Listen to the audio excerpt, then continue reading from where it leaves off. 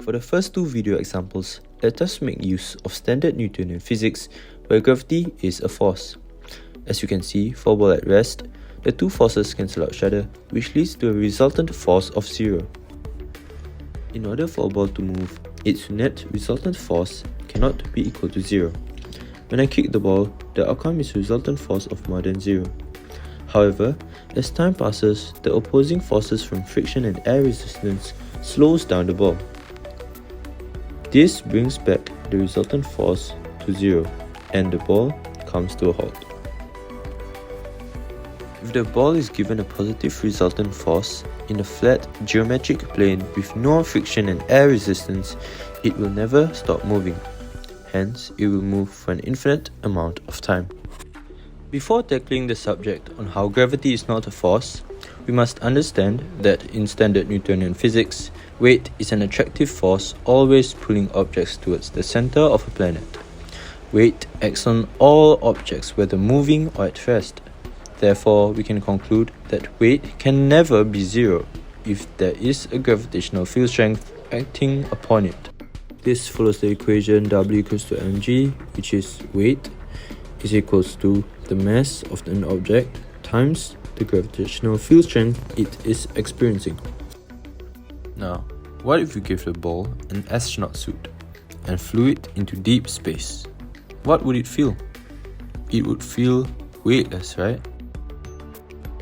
That is exactly the same way it is feeling as it falls down in this slow motion video. Weightless. General relativity tells us that these two seemingly different situations are exactly the same in that they are both weightless. There is no weight.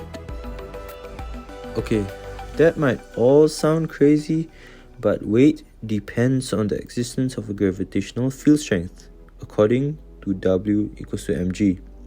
Since the general theory of relativity states that there is no gravitational field, there are no gravitational forces, and there is no weight. In standard Newtonian physics, we would say that a ball at a stationary position would be experiencing the force of gravity, which pulls the ball downwards, and the normal force, which pushes the ball upwards. But in general relativity, there is no force of gravity, so we cancel that out. And what is left is the normal force, which pushes the ball upwards.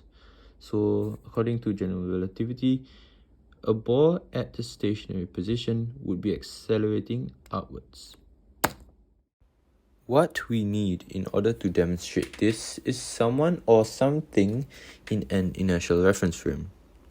Since the ball is an inertial observer, let us take the perspective of the ball. Why is it that matter has a uniform acceleration of 9.8 meters per second square when it falls? This is because it's the ground that's accelerating upwards, not the matter itself. So what is gravity, you might ask? The truth is, gravity is just an effect of the curvature of space-time. Matter tells space-time how to curve, and space-time tells matter how to move. Thank you for watching, and here's some music.